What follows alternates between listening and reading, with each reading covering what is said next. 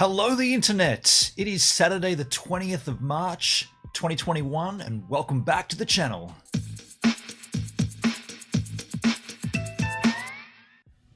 Saturday, the 20th of March. I got nothing on my mind. Nothing here.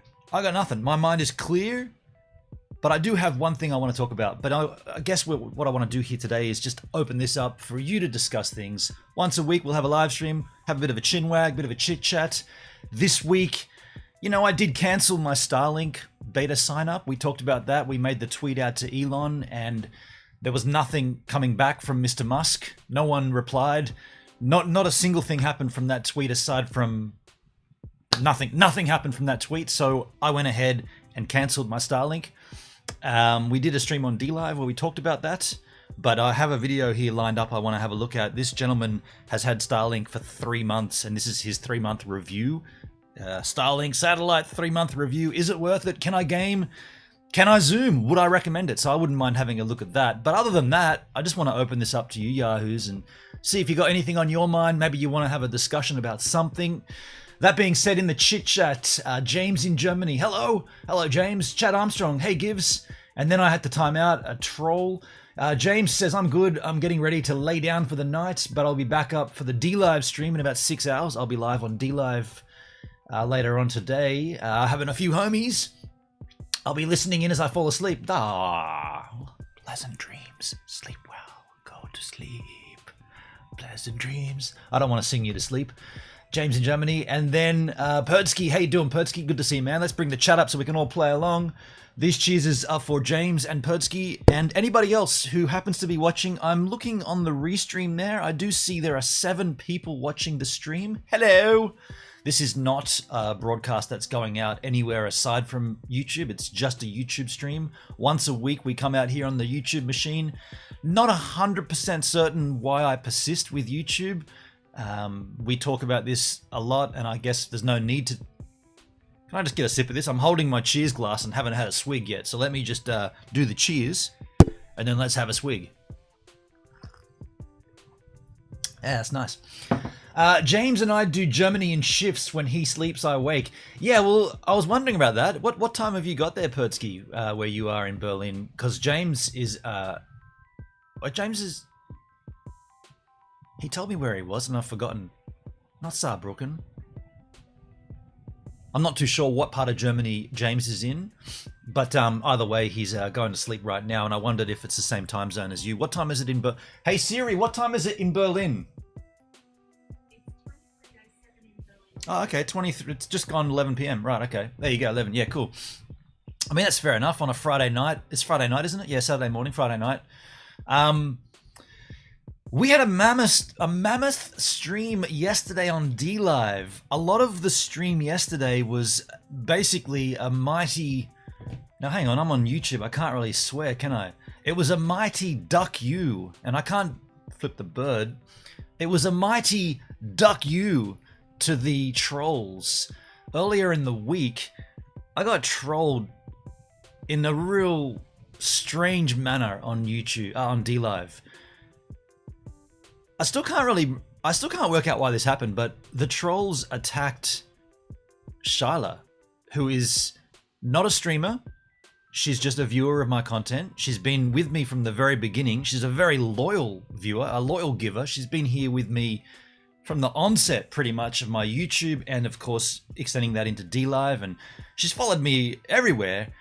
And they trolled her. They trolled her in my chat to the point where they made accusatory handles with her name in it. And I was just thinking about it. I was like, I understand attacking me. I understand, you know, coming out here and slandering me and trying to bring me down. If you've got a problem with me and that's the way you resolve it in your twisted head, to come out and heckle me while I'm live, I kind of get that. But to angle that past me and onto somebody in my chat just makes zero sense, especially when she's not a streamer. She's just not a physical online presence. She doesn't have a channel. So it's so strange because they're attacking her with a handle, with the multiple handles, because we just banned them straight away. Yet they're attacking another handle. So in effect, they're sort of they know they're wasting their time because she's not a content creator. She's just a handle in a chat. Well, she's more than that because I know her on a personal level, but they don't. But then why would they trigger that? Like what? It's you know what it is, and this is how I resonated it in my head. They're not smart. Trolls are not smart people. They're probably, well, not probably, they're more than likely the most low intellect you could imagine. They're such a low-brow human. They don't even understand the basic concept of what they're trying to achieve. Trolling. That's my feeling with that, because why would you attack a viewer in a chat repeatedly? And some of the things they were saying, it's like just baffling. And the stream that we had yesterday was Sharla literally saying "duck you" to the trolls, because the trolls constantly deliver the hate, they deliver the negative connotations, they deliver all the things that are bad. And what did Sharla do yesterday?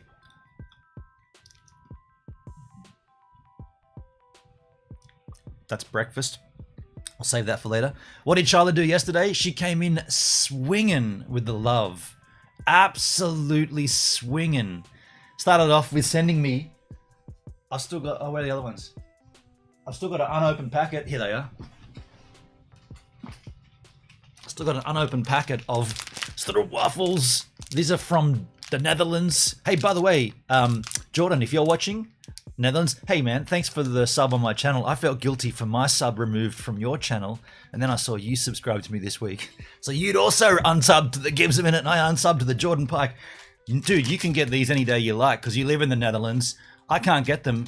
These were oh, I thought that was a bit soft. These are a sweet treat that we discovered, or that Tracer discovered, and consequently I did on the Tracer tours. And I hadn't had them since 2015 on the last tour with Tracer. So Charlotte got them in Australia, sent them to me, and that was just the start, right? That was just the start of it, because then in the stream, she donated out the absolute wazoo. Like that stream was... I mean, I could stream for a whole month and not make the financial incentive I did last night on one stream, and Charlotte was the catalyst for it, and she was saying, duck you all to the trolls. Like, if you want to try to hate this, you want to bring this thing down, I'm going to show you that we're here to bring this up. And that was incredible.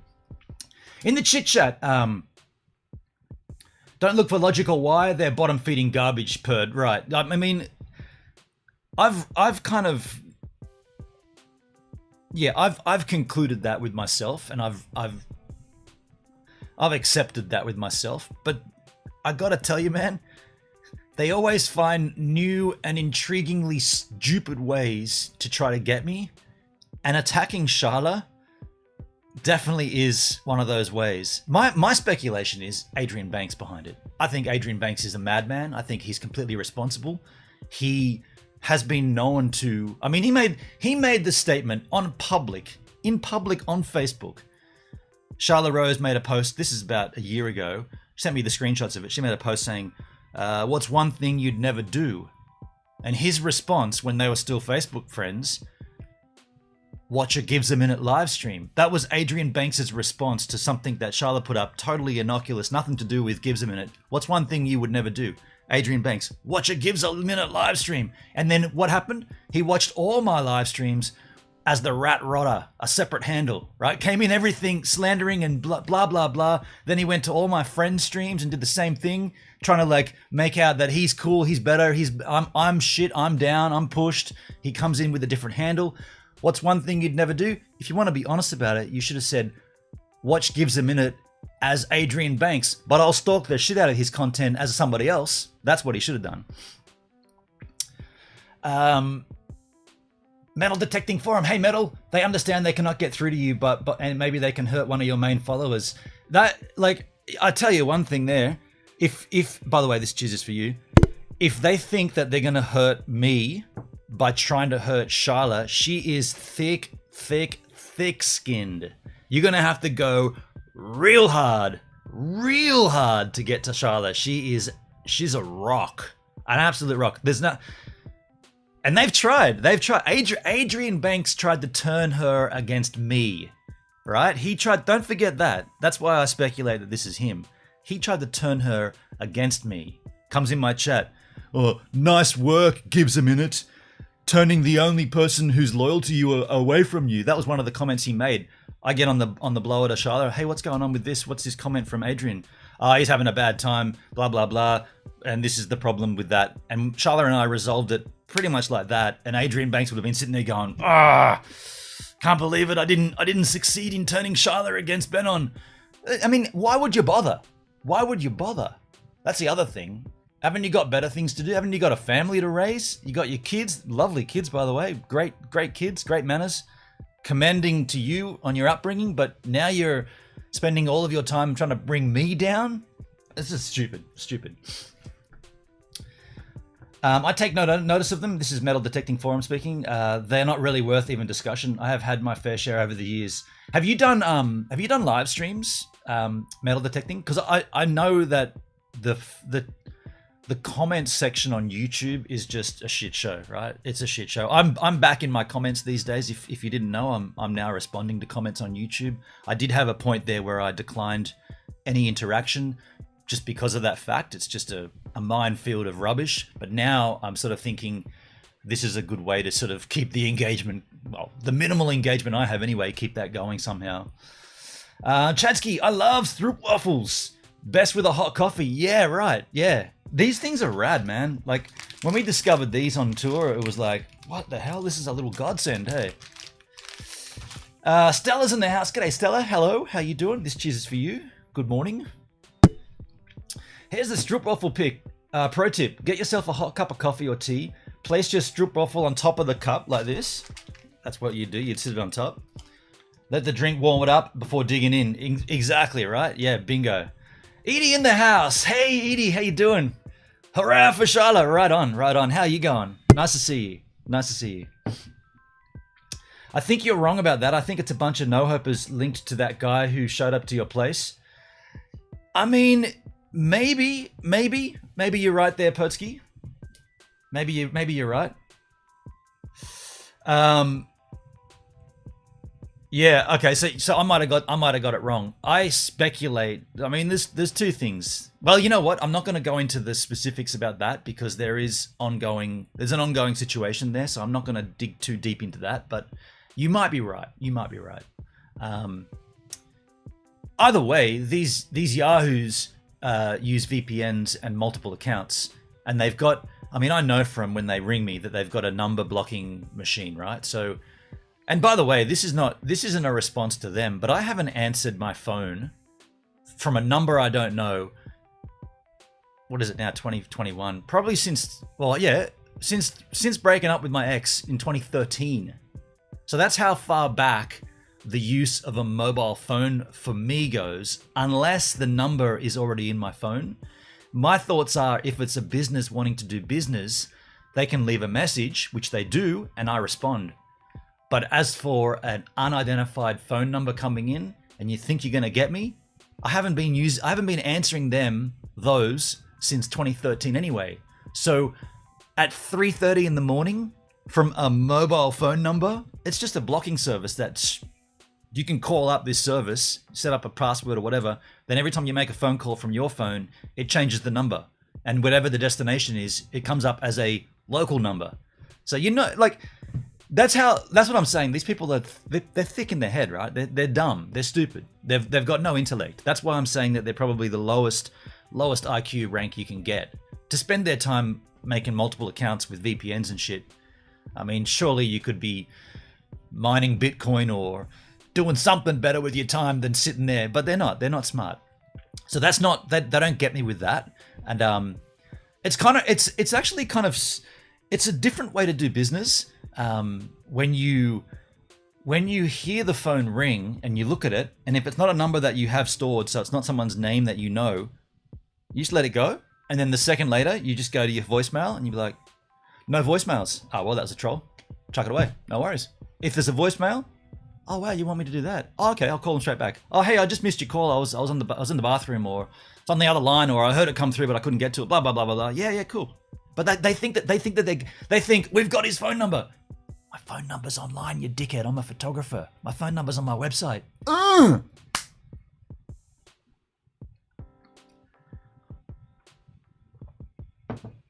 Beneath the Underground, how you doing, man? Me too about the no caller ID. Right on. You follow the same process? Hendrik, fuck, I'm still up. Another 10-hour plus stream. Hendrik, have you still been streaming since last night? Oh my lord.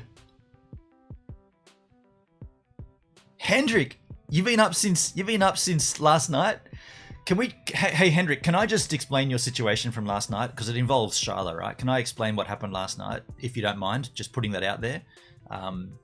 It's a beautiful thing, and it's also a funny story. Hey Hendrik, Pertsky. Hi there, Hendrik. I'm not smart. I don't mind Bitcoin. Yeah, I have been. I don't do YouTube streams, but I get grief through my forum. I banned and removed hundreds of people over the years. Had many death threats. They enjoy winding people up. Right, so you got a forum for that, like an old PBS bulletin board or something. Always keep 2 phones, Pertsky says, or have a dual SIM. Only give the first number to people you love. That's how I roll. But I've got to have my number out there in public. That's the thing. And my number gets passed around through different people for different work, different shoots. So having a phone number that no one knows doesn't work for a photographer. And that's, by the way, that phone number I've got there, that's been the same number since I got my first mobile phone in about 2003. I was pretty late to the mobile game. PHPBB, right, a PHP bulletin board. I used to have one of those. I used to have the Friendly Photography Forums. Is that still around, by the way? Let me just go and have a look at that. Is the Friendly Photography Forums? The Friendly Photography Forum. Me and my ex-partner had this. Nah, it's gone.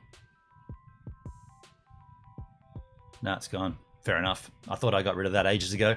Hendrik says totally. So I'll just tell you this little side story because it involves Charlotte. So last night I said that Charlotte was just above and beyond beautiful in my chat to give a big duck you. I can't say the word I want to, and I can't use the finger expression I want to because we're on YouTube, but she was basically saying duck you to the trolls by being incredibly generous, beginning with the Stroop waffles, then with a massive amount of donations. We had a Scotty I Plead the Fifth in there last night. That was huge. She also, so Hendrik came in the chat, had a chit chat, and he's like, oh, this and that. I might duck out for half an hour to go and grab some wine. And Charlotte said, stay where you are and look to the door. And so Charlotte goes off onto this website called Jimmy Brings, which is like a delivery service in Australia. They can pretty much bring you anything, I believe, including booze, alcohol, liquor. And so Charlotte orders some liquor and gets it sent to Hendrik's place. I mean, how freaking beautiful is that, right? And these trolls want to attack her, right? They want to attack someone for being super generous and super kind. What? Anyway, Hendrik's in the chat. We're all having a good time playing the cap game. I'm having some home brews and this and that. We've already had I Plead the Fifth, so a shot of rum, sitting back, having a great time. Hendrik's like, oh, and Charlotte gets on the app and shows how long until Sergio was the delivery guy. Sergio, how long until Sergio's going to be there? She's got like literally, oh, he's at the swimming center, he's at the park, he's at the corner, he's going to be, and he's there. And then Hendrik comes back, goes, wicked, Charlotte, thank you so much. A 6-pack of Jack and Coke, that's awesome, thank you. And Charlotte's like, that's not what I ordered. What did you get? Hendrik got a 6-pack of pre-mixed Jack Daniels and cola in the can, which is rad. I love it. Hendrik loves it. No one else. Why would you not like it? Great. Awesome. Very kind of you, Charlotte. The only thing is, she didn't order that. She ordered a bottle of Jack, a bottle of Coke, and a bottle of red wine. And Jimmy brought a 6-pack of Jack. A 6-pack of pre-mixed Jack. Not the bottle, not the pop, and not the wine. And Charlotte's like, what? How did Jimmy get that so wrong? And we were all laughing about it, saying, you know what Jimmy's doing, or you know what Sergio's doing right now? He's at the park and he's drinking that Jack with his mates going, fuck, this gig's awesome. Hey, they don't even know because he doesn't know what she ordered. It's a gift. He just thinks he got a gift, and he did. He got a gift of a 6-pack, but here's the real thing. And they're just in the park. And so Charlotte then rings up Jimmy Brings and explains the situation. And they're like, I guess they were like, oh yeah, that was a, like, how do you get that wrong? She's obviously gone online on the app and physically clicked like a radio button in the order form, or I think maybe it's all voice done, and the person on the back went, Jack and Coke, yeah, Jack and Coke. But that's not what she said. A bottle of Jack and a bottle of pop, a bottle of cola, Coca-Cola, and a bottle of red wine. And so after the discussion that they have, they agree to send out the actual order. So then Hendrik's in our chat with this 6-pack of Jack, and we're all like, drink the Jack, man. Just drink it. Hey, like here's the thing. You're at home. You're answering the door to a delivery service, which you didn't order. It's a gift. How do you know that that's not the gift? As far as Sergio knows, he delivered the thing that you thought you were getting. So you could be back there already popping them off, having a great time on a Friday night, watching Married with Children or whatever it is you're doing, watching the Gives a Minute D live stream. So we're all saying drink it. And Hendrik, I got to hand it to you, Hendrik. You were pretty good with that. You were like, nah. I'll do the right thing. I won't open them. I definitely would have opened them. I would have already been at least 2 down in half an hour. I would have not a chance. And anyway, they rock up and it's a new guy, not Sergio, Luigi? No, Savannah? No, what was his name? I can't remember his name, the next guy. Anyway, this other dude rocks up and he's like got the right order, and bless his cotton socks, Hendrik was allowed to keep the 6-pack. I think he had opened one of them, but he was allowed to keep it.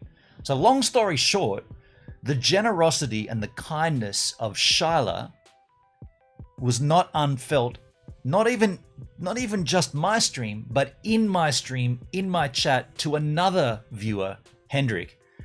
And the trolls want to mess that shit up. They want to bring her down. You see what I'm saying? Like, these people are mentally challenged. Mentally challenged.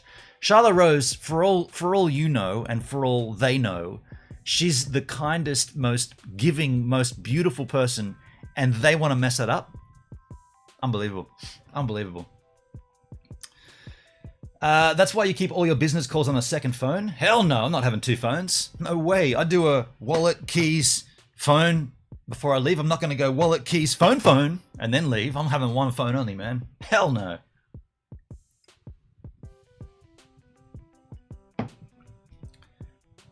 I'm still drinking it. You're still drinking the 6-pack? The Jack you're probably onto. If the delivery guy doesn't drink, they might have just asked the cashier where the Jack and Coke is and pointed him to the premix stuff, which is still bad. You're probably right. Yeah, of course. They don't have it on stock, right? They don't have it on their shelves. Yeah, of course. They would have gone in and bought it somewhere. Yeah, so Jimmy would have taken a drive to a local liquor store and thought that's what she said. Jack and Coke, bingo. Thing is, it's not labeled as Jack and Coke in Australia. It's labeled as Jack and Cola. Anyway. Married with Children. His name was Luca. Lucas. That's right. Yeah, Lucas. His name was Lucas. He was bringing Jimmy Brings. Was in the morning. Good morning, Was. You fine-shirted man. How you doing, you dog hunter? Was went out to get a rescue dog the other day. How'd you go, Was? Did you get it? No trolls today, but yesterday here. Yeah. Fully, hey, right, Hendrik? Far out, man. Far out. Heavy stuff.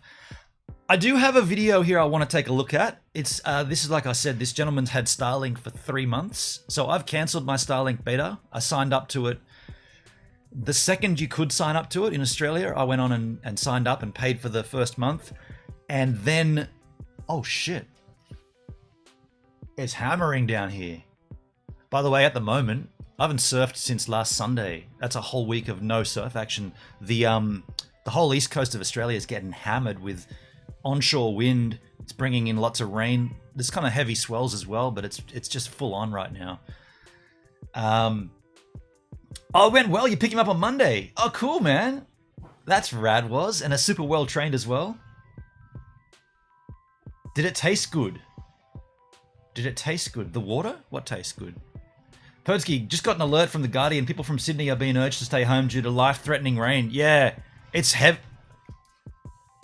Dude, it is heavy rain. I'm surprised we've still got signal here. It's fucking heavy, man. I was thinking, because it's easterly, it's onshore, so the swell's coming from the east, and so is the rain and the wind. I was thinking about going to the southern point of like Tilbury Cove, and maybe I could get a wraparound wave. It's heavy though. It is just, it's like a huge washing machine out there. But I haven't surfed in a week. Chad, we've had really heavy wind here in California as well. Haven't gone surfing in a couple of weeks, man. See, at that point, like I've had a week off. My body feels like I got to go out. I got to at least go for a paddle. I don't want to lose the built up fitness that I've got from surfing daily. But I literally haven't been since last Sunday. It's getting me concerned. I love heavy rain. The most beautiful, awesome experience. It is nice, isn't it, when it rains real heavy? That was bad trolling on my part.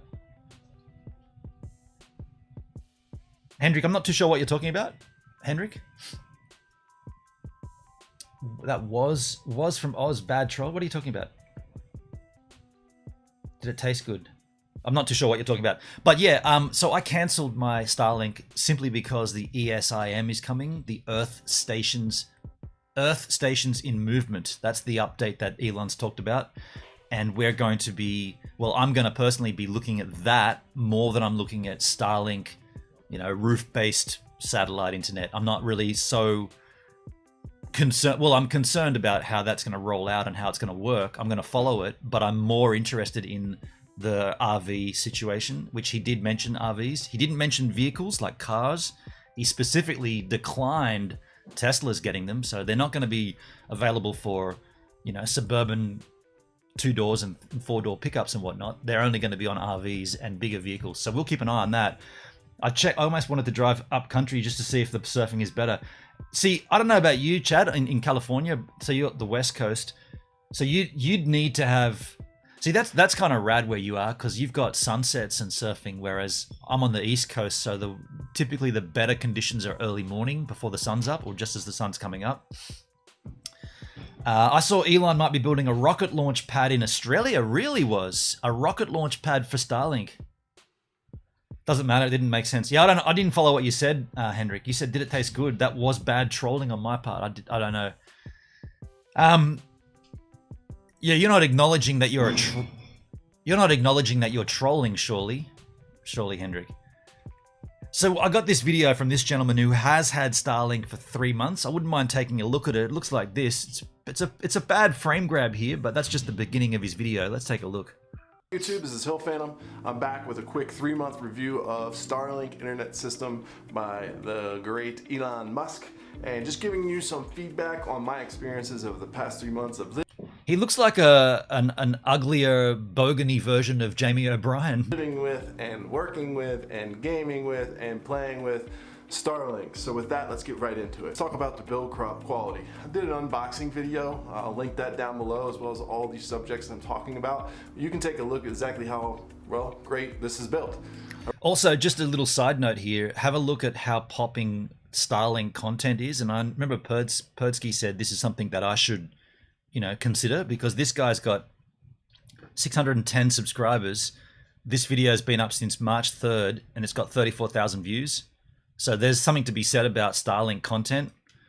Jamie O'Bogan. All right. Chad Anscombe. Jamie O'Bogan. I really like engineering, and I expect nothing less from a space-going company. This thing looks good, but it also functions quite well. I live in a very snowy environment. I'm in Montana. One of the things I really like is they've actually made the dishy heated. Now, if you aren't familiar with the term dishy, that's what we lovingly call the actual dish of the Starlink. Brennan is going to get copy strike from Wayne's World. That goes in your yard, on top of your house, wherever you choose to mount it. Now, it has passive heat, so what that does is it harvests heat some way in some special sauce. I don't know, I'm not that tech when it comes to the build, but it actually defrosts the satellite dish itself, so I haven't noticed any snow or anything sticking to it. Now, this point here that he's addressing, it's a very intriguing situation, and it has sort of some side effects to it, I think. If the dish has passive heat that helps melt snow when snow builds up on it, does that mean that they've reversed that for the Australian climate? So it does the opposite? Because arguably sitting out in Montana on a roof of a house and collecting snow is not going to be anything close to similar to what that would be in the outback in Australia. The opposite would be the case. It's going to harvest too much heat. So is there going to be some heat sinks on there and some cooling, some internal special source cooling method? I don't think this is going to be. From what I understand, though, these are the same devices going to Australia that are going to the US. Is that a propeller? I tell you when I troll.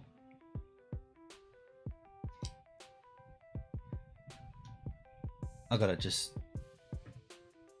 This guy.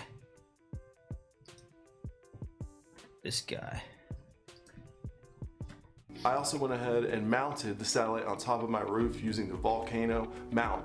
That mount also seems sturdy. So all in all, I really like the build quality from the dish to the mount on through the 100-foot. Mindy! Hello, Mindy. How you doing? Nice to see you. Good to see you, Mindy. I'll give you a little cheers. Ears. Cord down into the modem itself, and the modem is really slick looking, it's really sturdy looking, it feels really good.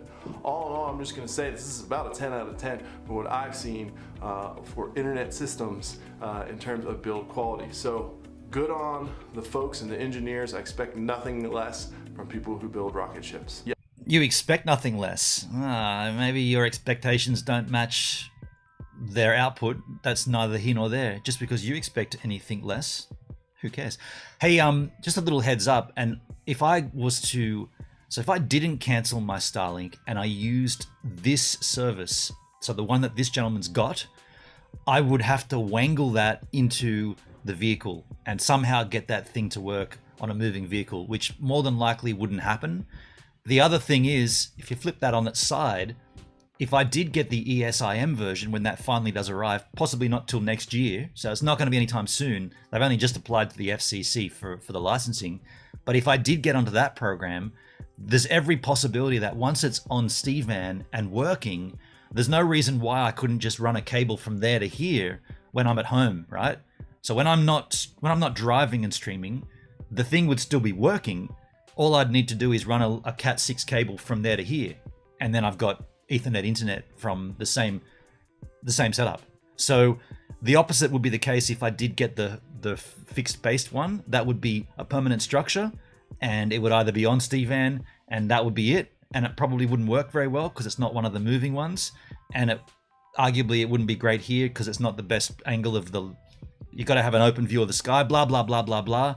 That's why I disabled, or I backed out of the beta program, and I'm now waiting for the ESIM Earth satellites. Earth Station in Motion is the terminology. Not to be confused with eSIM.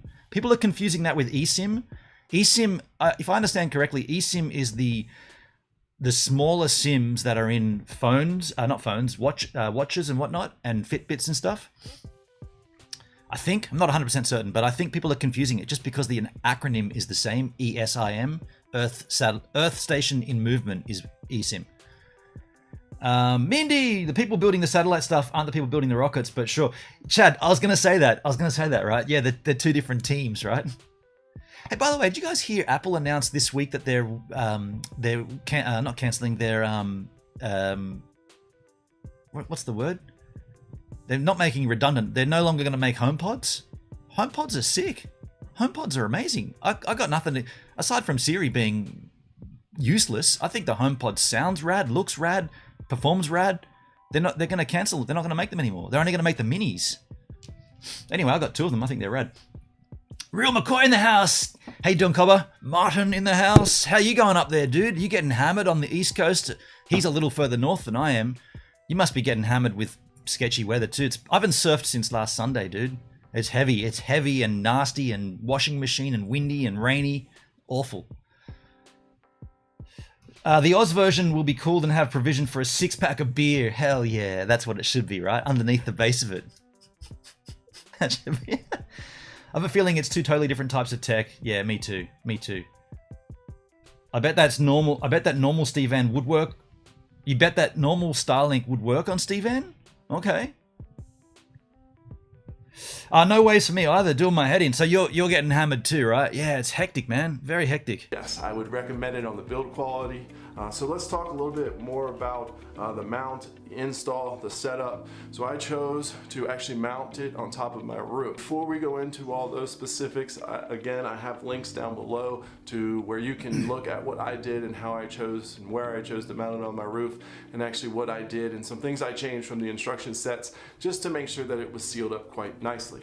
I also got a lot of great feedback from some of my viewers on what I need to do. People that are used to being up on the roof where I'm not. It's my first time drilling into a roof, so quite nervous, but I was able to get it done. And from what I understand, did a pretty decent job. As much as we dissed this at the beginning, I kind of like this guy already. Hey, he's got a very likable persona, and he's very genuine about this. He's not using like typical YouTube shit. It's just a straight up video. I like it.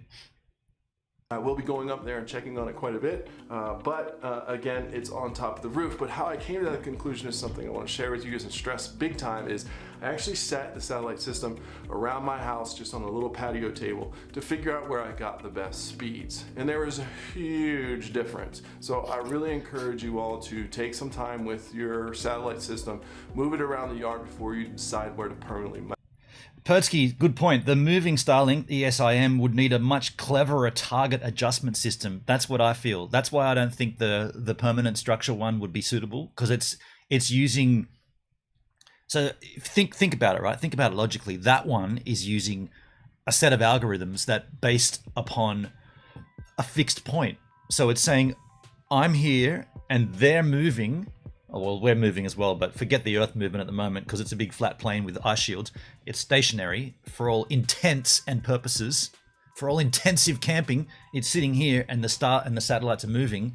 So its trajectory and its algorithms based off of that. But then you add the ESIM and now you've got this thing moving as well as this thing. So there's going to be a lot more at play, a lot more calculations. And that's why it uses some kind of radiotherapy. I don't know. It's out of my league technologically, but it's something that so they've applied to the FCC for this license to get this stuff installed, and we'll just sit patiently and wait because it'll take a little while for it to get its way down under, considering we don't even exist.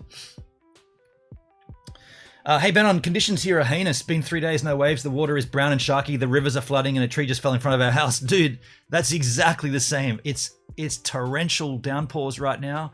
The ocean is brown and poo-like. I am thinking about going up to the southern end of the beach because we do have an easterly onshore wind and easterly swell, 3.5 meters. That does mean that it may be wrapping around.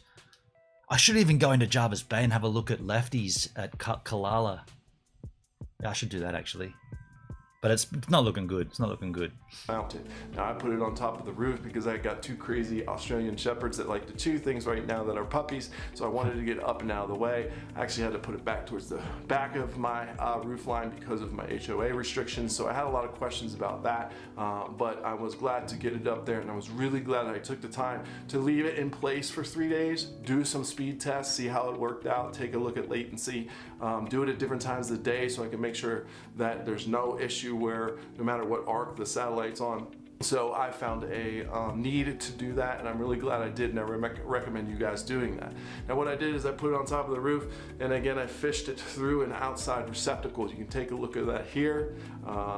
And basically all it did was come through the wall from the outside receptacle. Since there was already something cut into my house, I didn't want to drill into my house, so I just used that. Yes, I know it's not up to code. You should get a person to do it that is qualified. Go Kalala, yeah, that's where lefts is, Hendrik. But mind you, you need a southerly swell for lefts to be working, and this is an easterly swell, but it's big enough. It's 3.5 meters, so possibly it could be.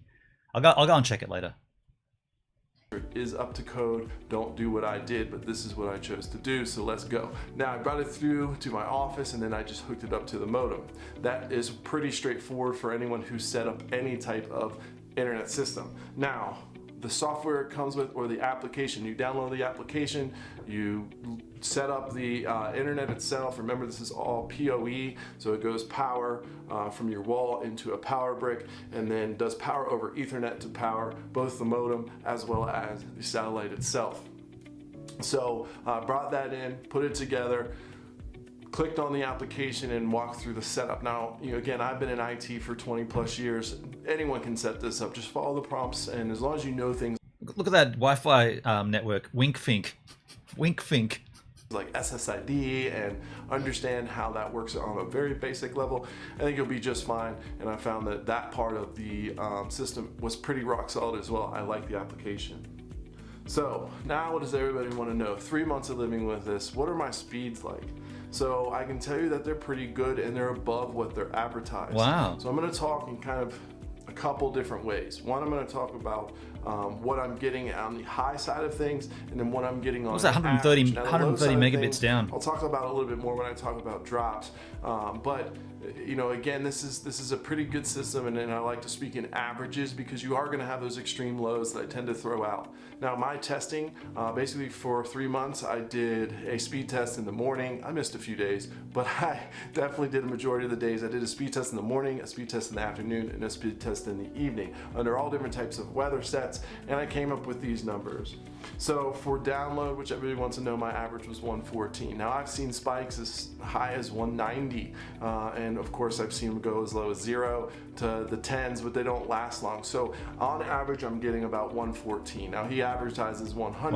Wow. You know, again, That's so good. I'm getting over that, and you know, they're promising speeds up to 200 as soon as the network gets mature. And don't forget, that's still in beta. So this isn't even the final release of this yet. So Mindy, they just finished laying down fiber optic in my street. Oh man, I'm keen. I'm keen. Can you run a cable from there to here somehow? My 2 cents. It was a mistake to cancel. Yeah, okay. I don't agree with that at all. I'm happy I cancelled.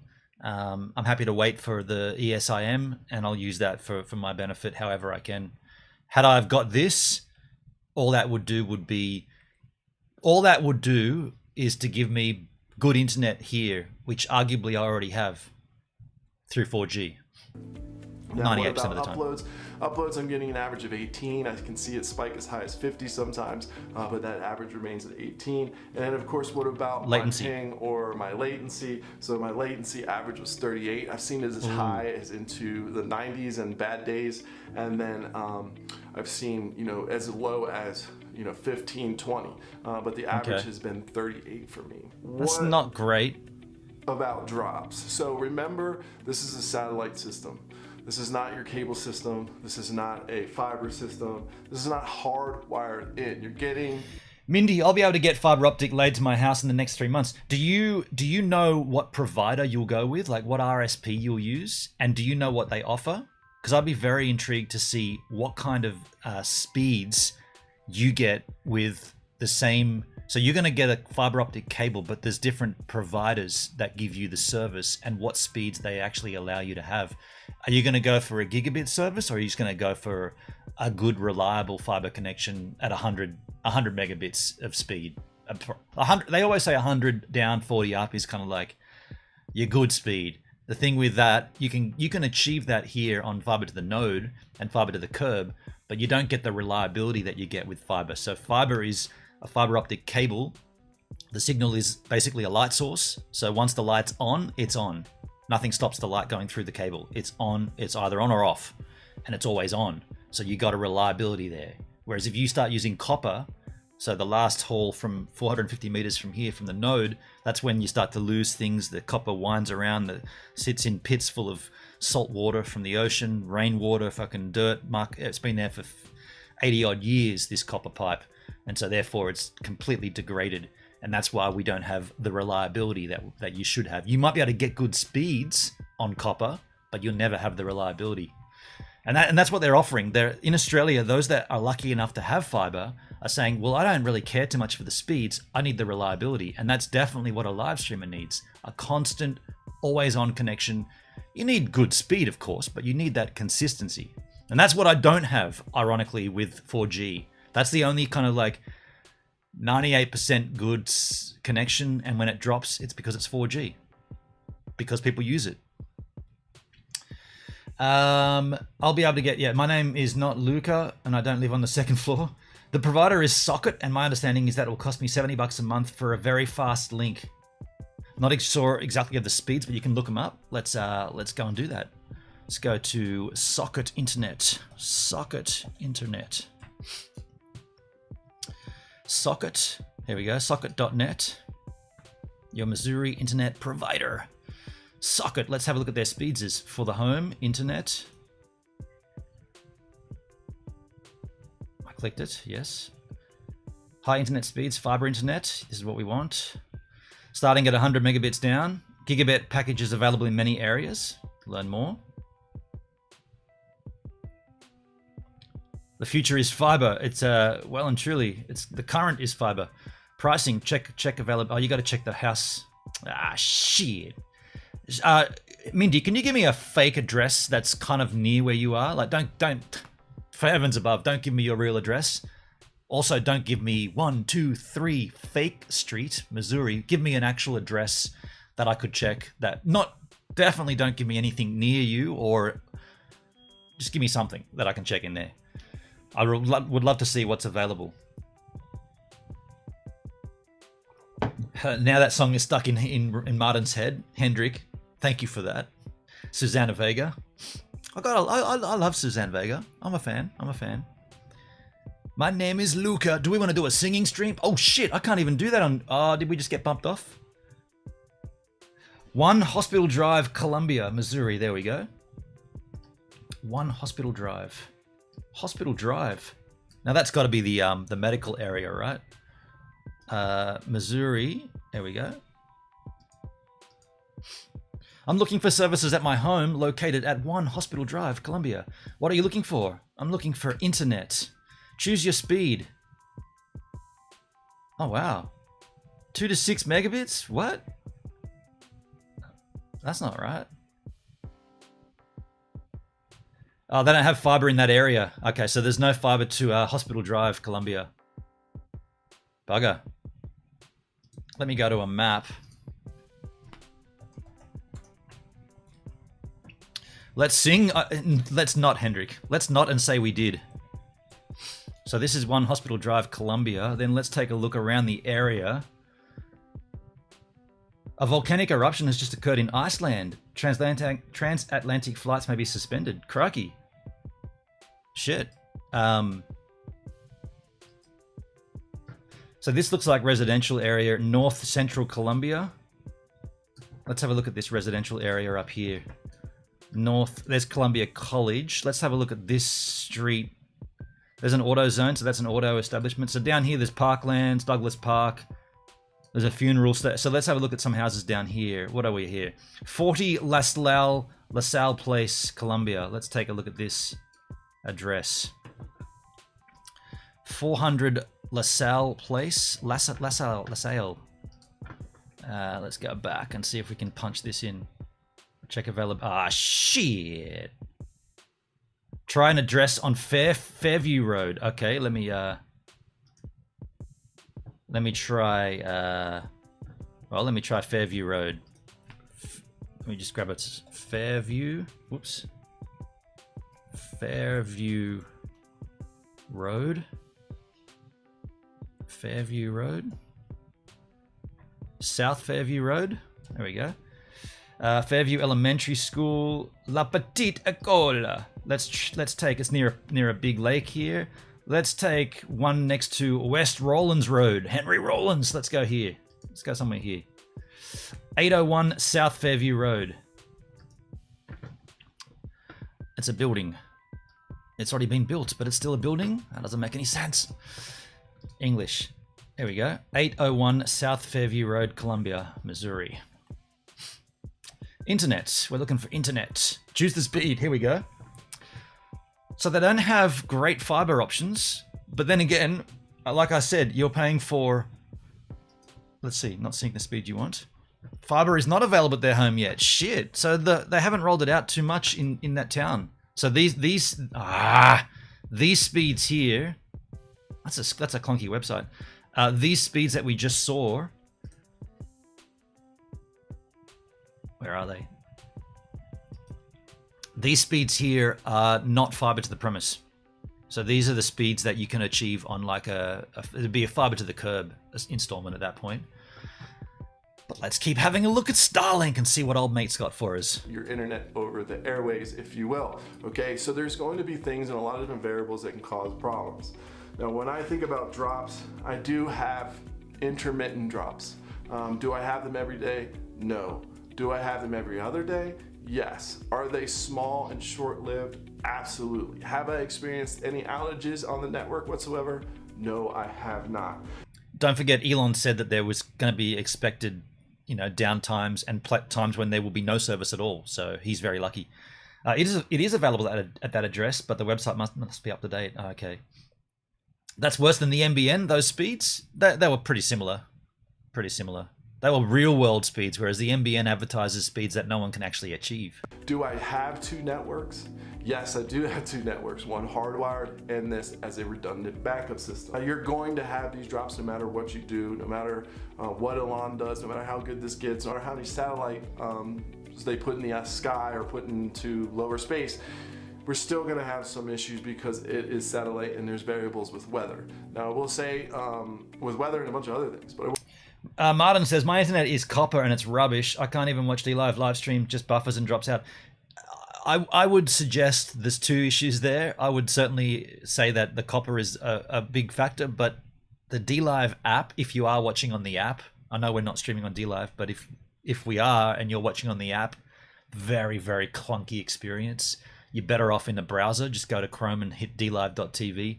But yeah, the internet isn't great, but DLive app, I mean, if you're watching this stream on the YouTube app and everything's fine on the same internet, then it's DLive. That's the problem there. It's the CDNs DLive use in Australia. It's awful.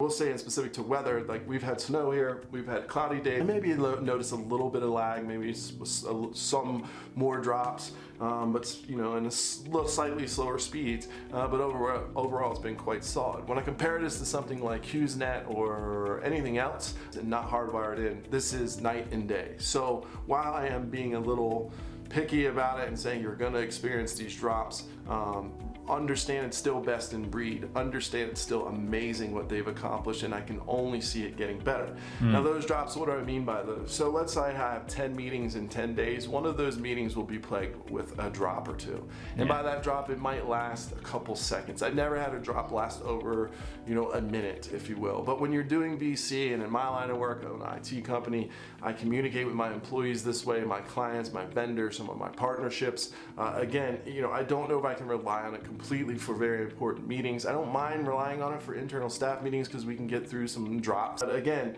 I think it's pretty good. Now with gamers in specific, now your latency is okay. I mean, it's under 50, which, again, an average of 38 isn't great, it isn't horrible.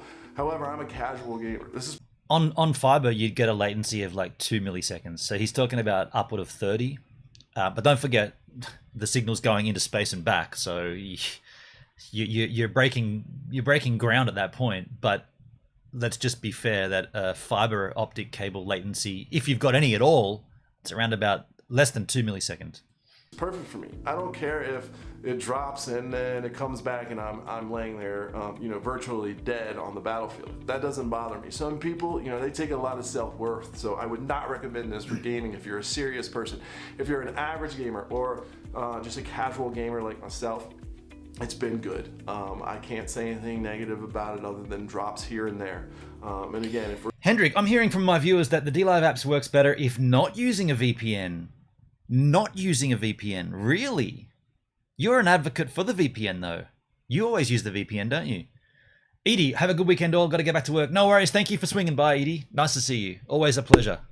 Nice to see you, Edie. We're looking at maybe 1 drop every 10 days for my meetings, but I will notice that that's just in the meetings and that's playing games. I will often say I'll be watching YouTube or something and I'll notice a little stutter or whatever, but again, I'm not willing to pin that all the way on the satellite because there's just so many variables that it could be, whether that's a weather event or whether that's just a network event or whether it's on the other side, what if it's on Google's side. I think this is a moot point because it literally says in the beta sign up, you are going to receive drops. There will be times when it drops and there will be times when the service will be unavailable entirely. And that's part of the sign-up process. The beta is actually called better than nothing beta because Elon said this is not going to work properly. This is you guys getting in beta before the beta, if you like. So just be aware. And I don't think he's. It's not fair. Well, it's not fair for him to go off on about these drops for so long because it literally says you understand that there will be drops. You know, I don't always investigate it, but they're so small, literally very, very small. You don't have to worry about these long drops, and I haven't had any outages. So with the 0 outages, I'm just pretty darn impressed. And yes, you're gonna have drops, but remember what we're dealing with. Satellite. In conclusion, would I recommend this? Absolutely, I would recommend this. This is a great platform, unless your job requires it. Unless you're a super crazy cool gamer, your name's Ninja, and you're killing it and making millions of dollars, no. But, or you get self. Hendrik, I use a VPN to view, but not to stream. I never use the app. Yeah. So you're saying your viewers are saying don't use a VPN, whereas you always use a VPN to watch DLive, and you said that's working for you. Interesting. I don't use a VPN when I'm watching the stream, when I'm playing the stream on my separate machine. Worth from games, or you just, you know, that's a serious hobby of yours, I wouldn't recommend this for that. For an everyday usage, yes, I think it's great. Now we have 3 people in this household using it, and streaming and playing games and everything else. And when I do have them all on the network, of course we're gonna feel a little bit of slowdown, but because I have this other network, what I've done is chosen to use this as redundant. I have some of my IoT solutions hooked up through satellite because it doesn't need to be that mission critical. I bet he's going to say we have a fiber connection to the house. I bet he's one of those lucky crew. It looked like a pretty new estate where he was living, and I bet he's got fiber to the premises. My name is not Ninja, but I do kind of need that consistent broadband. Incidentally, because of video games, right on, Chad. Yeah, I don't think we all need to be Ninja to require good internet. For me and my purposes of what I'm using IoT for, but when I do have an important meeting or I want to get crazy on Fortnite, then I will certainly wire into my cable platform because, you know, it's just overall a bit more reliable, but not because of the because of the technology, and also not because you get it. It's not hardwired. We don't have a hardwire, we're running over the airwaves, you're gonna see some drops. I would love to take this mobilely. That's one of my, you know, kind of things against this, if you will, is that I can't yet be untethered. Take this into the backcountry or take this on my RV. I just can't do that yet. So from my standpoint, that kind of stinks because I think that would be a huge future for this. And that's what the future is for this. That's what we said all along. Well, that's what I said all along. Surely, once this tech is delivered, the idea of getting it mobile will be the next thing that they do. And that will kill all van life. The hashtag van life will just rocket on YouTube. Hashtag van life is already rocketing on YouTube, but you imagine when that's all live streamed. So no more shooting a video for 3 days, then spending 2 days editing it in your van. All of it's done live. That's when this is going to really, really, really come into its own, and I'm dead set for it, and that's why I cancelled my rooftop mounted system, because I want to use this mobile. My viewers are saying the app works without a VPN, whereas the desktop site needs a VPN. Oh, wow. That's interesting, Hendrik. Even weirder. The app works better without a VPN, but the desktop site requires a VPN. So whenever I've been live streaming and I've got my stream playing on the separate computer on my iPhone, if it stops working, I just reset the app, like literally kill the app and reload it, and then you get maybe 10 more minutes. Then all of a sudden, and it happens to me so many times, you'll just be streaming and it'll jump from your stream to somebody else's stream, just randomly picks up another streamer, and then it gives you this streamer is M tagged, do you want to watch it? And you're like, what? I wasn't even watching that. I was watching my stream. So I don't know what to say about that, but is being able to go wherever. But overall, in everyday use, you know, for someone who doesn't need that mission critical stuff, that can just be okay and not get frustrated that, you know, every once in a while you're gonna have these small, less than a few second drops. But again, that can be really annoying on, you know, Zoom or Google Meets or, you know, whatever you end up using for VC. And then again, once again, for games, not a good feeling for anyone when you are lining someone up and then you're dead all of a sudden. Because I have to link you up to Thomas Heaton, who has fitted out a Delica. Thomas Heaton, is that a YouTuber? I'm gonna grab that. I've got to copy that out of the chat there, Hendrik. I got that out, man. I got it out. We'll take a look. You had hiccups and latency. So overall, I really would recommend this, especially to folks that don't have any other solutions. If you are like me and looking for just a redundant backup or to put your IoT solutions on, I think it's great. As an everyday driver, it really just depends on how heavy you are in terms of internet use, and in terms of how many people you have in your house, and in terms of, you know, are you doing a lot of meetings that it's mission critical, or are you a huge gamer? Or are you gonna hear from your kids if, you know, they keep getting shot because, you know, you're streaming Netflix and your wife is, you know, watching something on Bravo and, you know, whatever. So just keep that in mind. It is what it is. So I don't want the fanboys to flame me too bad, but I just have to be honest in saying it's not 100% ideal for a full use internet or full spectrum internet usage, but it's absolutely amazing. And if you can't get anything else, there is nothing in this realm that compares to a HughesNet. Nothing. Microwaves, point to point, any of that stuff. So far, in my humble experience, I don't think this is best in class by far. So my hat's off to those folks over at Starlink, and I'll continue to do some updates as I see it down the road. Keep your questions coming as well, but I'll continue to do these updates, and I appreciate you guys watching and taking an interest into Starlink. I think it's a good solution, and I certainly look forward to He's a landscape photographer. Till next time, I'm Hill Phantom. Let's go. It's a shame that video is how it is, because he didn't once mention that it's in beta. He didn't even use the word beta at all in there. The thing is, he's using a package that's not finalized for the public. He's in the better than nothing beta, which isn't even the beta, it's the one before beta. And the idea is that you're using it to test it and to report back about your findings, not as in this is what you will get when you sign up to Starlink, because that's not what you'll get, because it's not finished yet. Yes, he's a YouTuber. Looks like they're bringing an electric vehicle tax into Oz. Pretty stupid idea. I thought there already was an electric vehicle tax in Oz. It's called a luxury vehicle tax, isn't it? Arrow Gamer, hi Gibbs and Givers. How you doing, Arrow? Good to see you, man. I thought that already existed. Was luxury vehicle tax. Let me just have a little look-ski and see if I can find this gentleman that Hendrik has suggested we take a look at. Thomas Heaton. He's done. This is his. Oh, here we go. This is the Delica fit out. Is this his Delica? No, that's not a Delica. Looks too small. It looks too large to be a Delica. It is a Delica. Wow, dude, it looks massive. One tip for anybody building a van. If you're on the northeast coast of England, don't do it in winter. It's miserable. You may notice for the last video, and probably for the foreseeable videos, I've always got my hood up, jacket on, freezing cold. It's awful. Alright, enough whinging from me. Last week, I finished the floor and the framework. And dude, that looks rad, considering I know the vehicle, because I own one. He's made this so much bigger than what mine is on the inside. Chadsky, he kind of sounded more apologetic than I'd like from a review, when, yeah, if he had just said, there are hitches in streaming video, but I'm impressed what I get out of a beta. Exactly, right? It should have been more like that. Quick John Regour, that's ridiculous. It is, man. That looks insane. This is a tax directly for EV, so you'd also have to pay the luxury vehicle tax as well.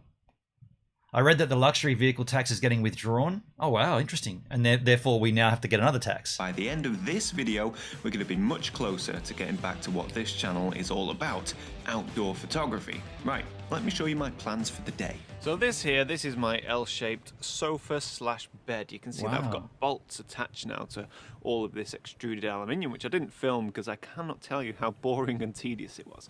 But my plan is to measure all of these and cut pieces of wood that will sit inside of there with carpet on, and then that will make for a nice clean surface for my cushion/mattress/whatever to sit on. Okay, you get the idea. I have a tendency to waffle on, and I don't want to give away too much of what I'm going to do to this van in this video. You'll have to watch it, but right now it's all about getting these panels measured, cut and carpeted. Wow, this that looks is intriguing. The first stage in my L-shaped sofa bed. And I'd also like to give a big thank you to Squarespace for sponsoring today's video. If you need a website, go to squarespace.com/Heaton.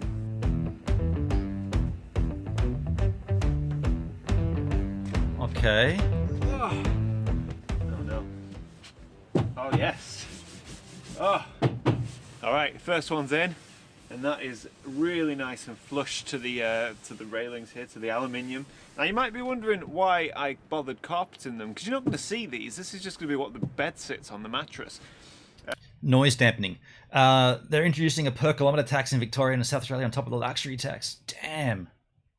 Wow. Carpet is basically for two reasons. One is so that they don't rattle.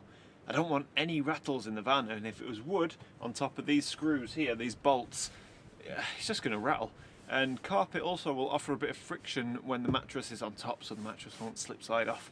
That's my thinking. But that, I'm actually really impressed. Can't believe how well that one fits. That's rad. I mean, that's a different way of doing it. I wonder why he's got channels on that. Like, why is there sliding, like, looks like tongue and groove in there? Is anybody actually happy about it? I don't think anybody's happy about taxes. So now I'm just popping in my bed panels and they all fit beautifully, apart from this last one which needs a bit of a whack with a mallet. The panels are all just going to be loose, they're not going to be fastened down, so if I need to I can pop them out again. Apart from the rear panels, they are going to be fastened down because this whole rear storage unit needs to be secure. That is really intriguing what he's done. Really intriguing. I mean, I literally have the same van as him and I know the exact spaces that he's got, that he's working with there. I'm jealous of his van. It looks rad. But it's a good... The Mitsubishi Delica is a sweet-ass vehicle, hey? I don't want some moron breaking into the van and just nicking my bag simply by popping out the panels. So one other minor detail that I forgot to mention is this little piece here.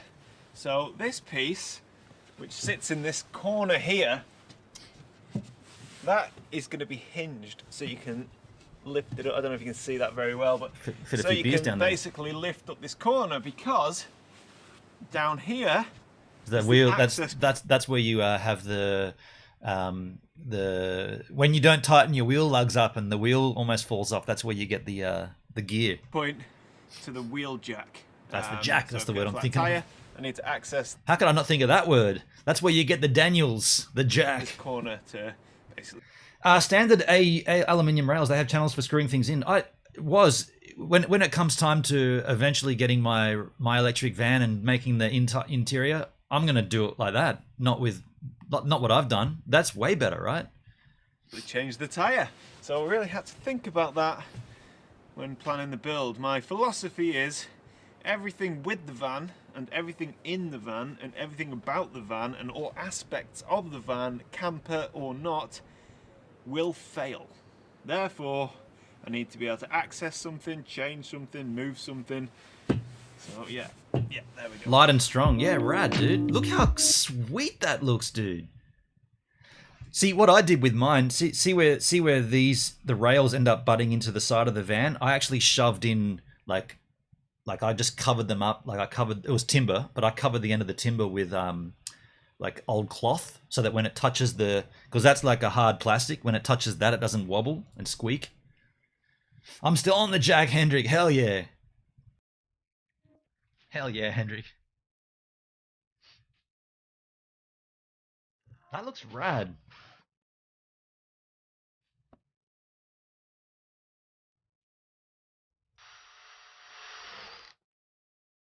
He's way better than I am at this shit.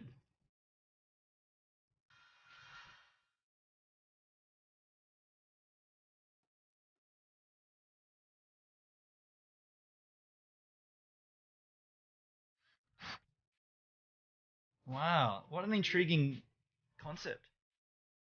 This is awesome, Hendrik. Thanks for recommending me this guy.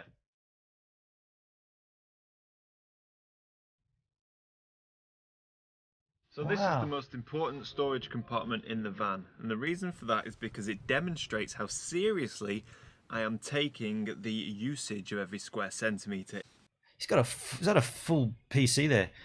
Looks like this isn't his first van conversion. Chad, this looks incredible, right? I'm pumped by this. Shyla Rose! Good morning all. Good morning, Shyla. Yeah, this is incredible. Pencil. It fits. But it's not just pencils that will fit on this shelf. It's cables, salt and pepper, coffee, all little bits and pieces, cutleries, knives and forks. They'll all fit in here, so long as they are no thicker than about 2 centimeters. Fellow photographer, yeah, this is intriguing. Charlotte, we talked about you earlier on the stream. We did have a bit of a discussion about the trolls and about what went down yesterday, the day before, and yesterday. If you want to go back, check that out later on. We did talk about you, and we talked about the Hendrik and the Jimmy Brings and the situation last night. Nice to see you up there. Good morning. I hope you're feeling good today. Yeah, this is great. Hendrik, thank you for recommending this guy. This is really cool. Same van. So this is a bracket which is pretty typical to what I'm using to support the bottoms of the shelves and the furniture and anything basically, because you can just drill holes into it and then bolt it straight to the framework. But what I'm doing in this instance, anything that I think is at risk of rattling, yeah, I just smart move. Get a piece of self-adhesive foam and I just stick it to where the bracket will make contact with the other aluminium bracket. framework, because rad. that is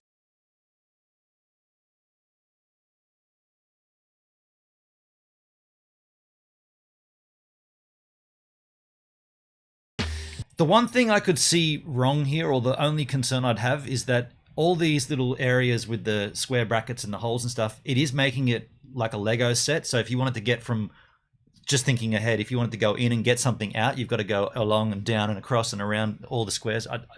That might not even be a huge concern, but... I was on Hendrik's channel until I dozed off somewhere around 3 a.m. this morning. Wow. So you guys had a late one last night. Look how sick this looks, though. So my first storage compartment is almost complete, and this compartment is right next to the battery, which is why I've carved all of these slats in the inside wall to allow... Also, my thoughts are, just as I see this, I'm just going to raise issues. Things could fall into these grooves. Like, I guess he's going to cover them up. Surely he's going to cut, because imagine, you know, as a photographer, he's got a lot of AA batteries for flashes and stuff. Imagine a AA battery slides in that groove and you can't get it back out. I'm just saying. Allow airflow because the back of the battery has quite a big fan on it.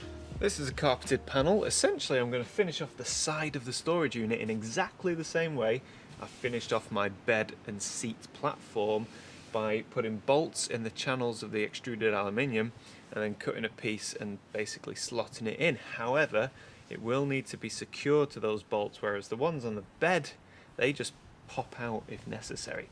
I don't want that to happen, obviously, because when I'm driving, there's a chance that the panel is just going to pop off. So I've got some of this material here. This is just like steel, I don't know what you call it, kind of looks like a bike chain. It's just a thin steel that's got various holes along the, well, running all the way through it.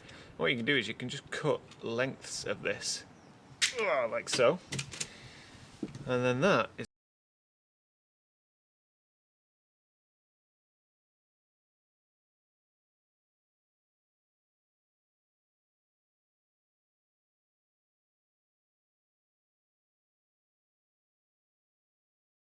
Pumpkin Jarl. Hello, Pumpkin. How you doing? Nice to see you. We're just watching a man fit out a van, his own Steve van, and it looks rad.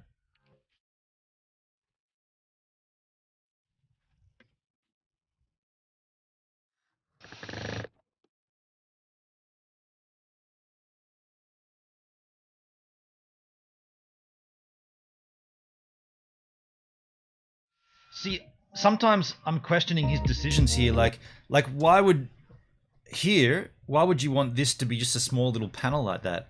What's the point of this bar here? Like, extend that all the way across there. In fact, why would you close that off? Like, make that open so you can put things in there. Some of the decisions he's making, I'm just not. I guess it'll all come out in the wash, but I can't quite see it. I didn't stop streaming until 8 a.m. I think I broke a new record. How long was your stream then in totes, Hendrik? I woke up with a dead iPad on my chest. We've all done that. I woke up with a dead iPad in my bathtub. Shit. Once.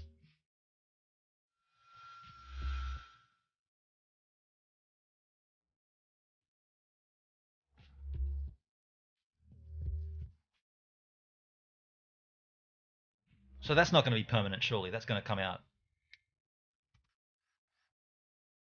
Surely that's going to be a pull down. No, that's permanent, that one. Wow. Why would you make that one permanent?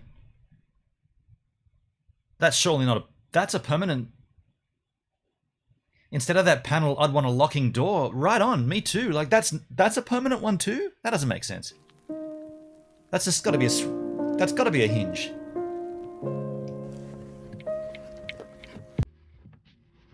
Lots of airspace that can be used for secure storage. He seems like he's blocking everything off. Okay, that's permanent, that one.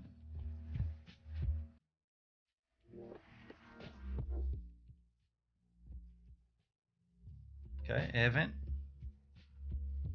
So I hope you're enjoying the van builds so far. I know it's a world away from my usual photography content, but I am enjoying it, and I hope you are too, and you're interested to see how it's going. One thing I wanted to point out was I've kind of built storage space into the framework. So the idea being that I build the frame and then I can panel the frame, which will give me my storage units. And you've kind of seen that being built over here with these two tiny units. I just wanted to point out one small detail, and that is that rather than boxing the back side of the unit, the inside at the back, rather than paneling and boxing that off, I'm actually using the interior trim as the back of the cupboard.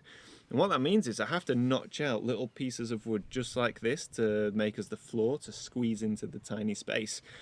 But it's going to give me an extra few inches of depth in that cupboard. Now this is just one or another example of the attention to detail that I am kind of, I don't know, demonstrating or paying attention to when building this van. One thing I noticed about his van, and nothing to take it away, but he hasn't got the crystal light. So right where his head is, I've got these 4 openable light panels that open up to the sky. And so when I'm laying in bed at night, I can just press a button and the panels open up and you can see the stars. So sucked in, dude. You haven't got that. You might have the sweetest build, but I've got panels that open up to the sky. For me, things like this. 11-hour stream, Hendrik. Pride in every single square centimetre of the build, whether or not it's visible. That's what's going to make it stand out, hopefully, as a really good van build. Okay, so very exciting day today. Not only do we have fairly decent weather to work in, but I've had a delivery. These are all of my internal cupboard doors. And I've ordered these online, and these are fantastic. It's all edge banded. They're really cheap. I think this piece here cost me about £3 or £4 plus delivery. So absolute bargain. And the finish I've gone for is a nice rusted steel for that industrial. £3 or £4 for a piece of timber? That's about, well, that's about $7 or $8. I have a problem with stopping my streams, even if no one is watching. Long stream, Hendrik. Wow, dude. Hell yeah. Industrial vibe. That industrial feel that I think is going to fit really well with how the van I still can't get over this back panel. He's put that in permanently. That's a permanent panel there. That makes absolutely no sense. The moment you open the back door, you're going to want to slide things in there. You're going to want to reach up for your laptop. Why would you block that off? That's baffling, right? Going so far, I didn't trust myself to make my own internal doors. Why bother? You know, I do not have the skills. But this is perfect and should fit nicely exactly where it's meant to be. All I've got to do is fit the hinges, fit the latches, and we're good to go.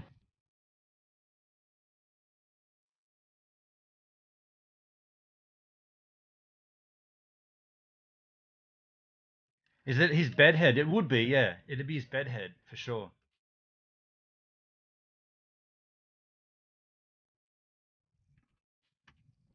Okay.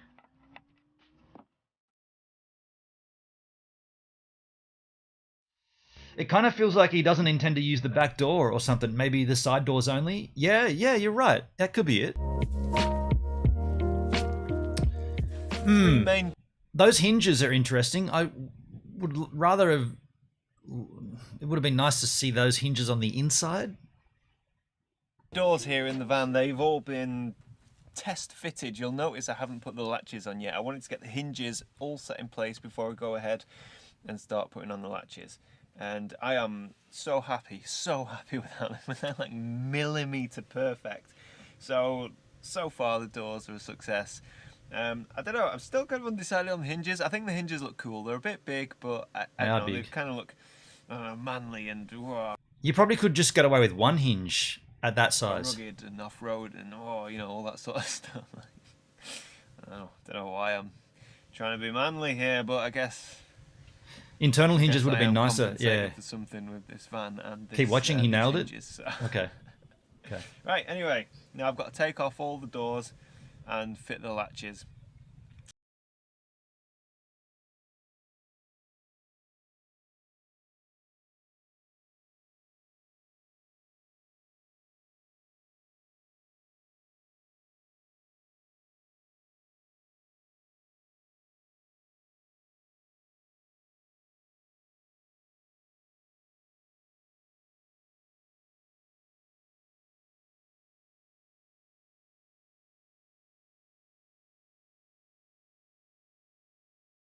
Go. That's pretty cool. First 3 drawers, or cupboard doors rather, are done, and I'm very happy, very happy. It wasn't as difficult as I thought to actually notch in the latch here. So I think the one thing that makes anything stand out above anything else, whether it's your photography or a van build like this, the one thing is attention to detail. Those details that 99.9% of people will never notice.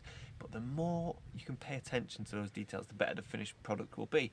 Fair enough. And a great example is this tiny, tiny piece of foam. Can we see that? I'm going to stick this to the latch, the door stop.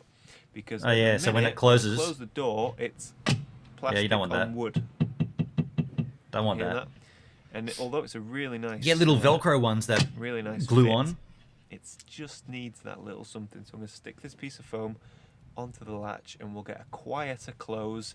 We'll get more resistance, which means when it's closed it's not rattling around by a millimetre, and everything basically means it You should won't put a strip of that along the edge. when we're going over bumpy ground. So it really is a tiny, tiny thing, but it means now that when you close the door you actually have to push it a little bit. You have to push it, and then it clicks. So that tiny piece of foam is giving resistance against the door, which means, look at that. Yeah. No I have those rattle, in the it's tour not, buses you know, that we it's tour not with. that millimetre gap. Otherwise, you're up there in the morning when the rest of the band is sleeping and you're banging doors. No, you just need to. They need to just close quietly. It's really tight, and same goes for this one as well. That's much better.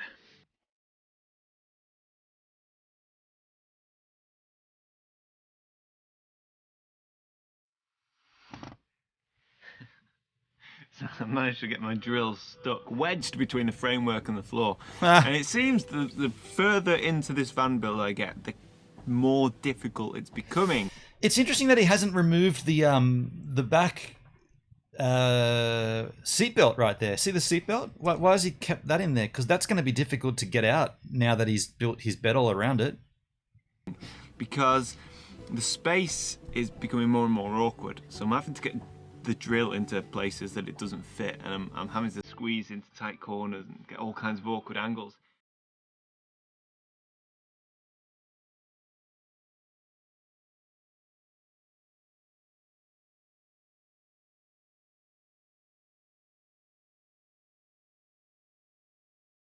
Also, as a surfer, his idea of these different compartments completely removes the idea of sliding anything long, aka a surfboard, underneath, right? If you were to feed a surfboard underneath there, you got to like make sure you're getting it in the right angle. I love Steve Van where I can just open up the back and just slide the surfboard all the way in.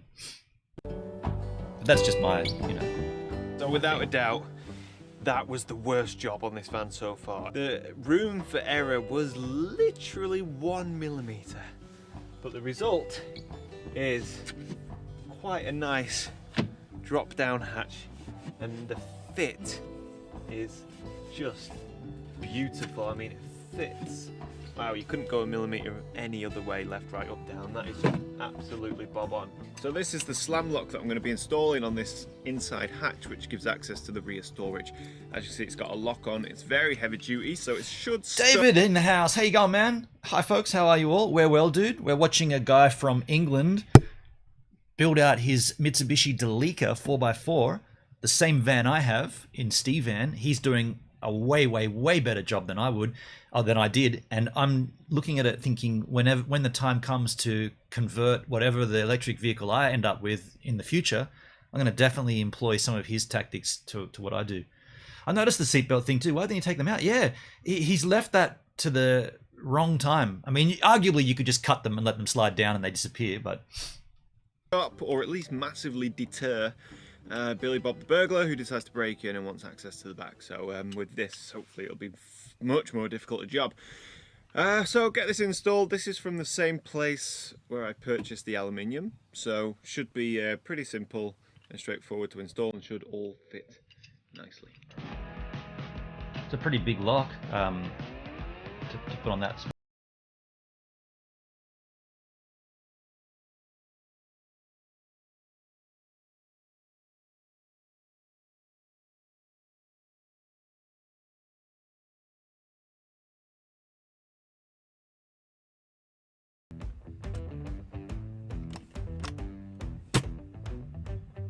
Put the little sound blockers on.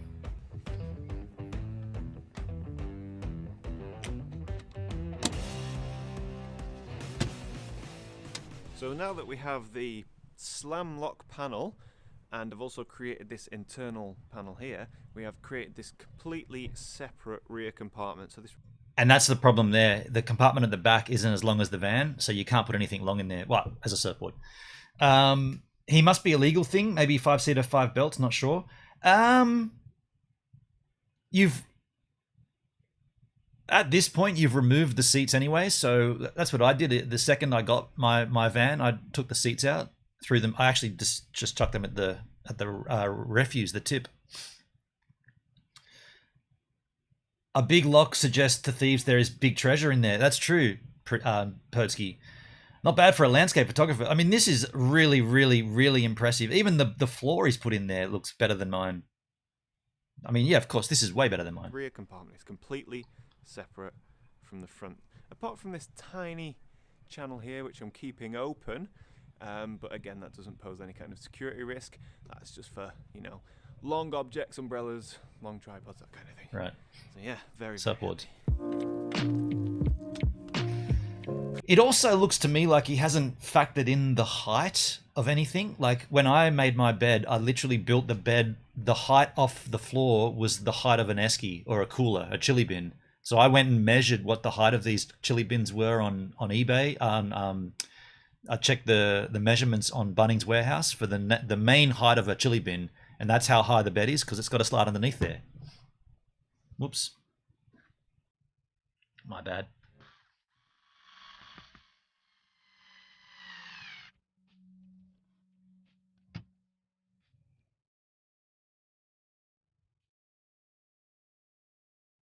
Nicely done though. Man, that looks tits. This bit's intriguing me though.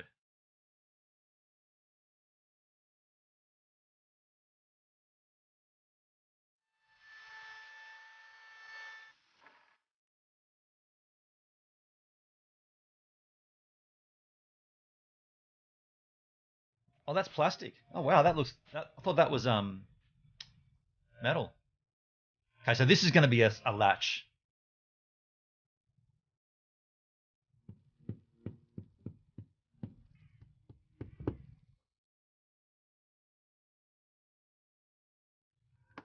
Right, there you go. I'm having a sandwich. That's a good.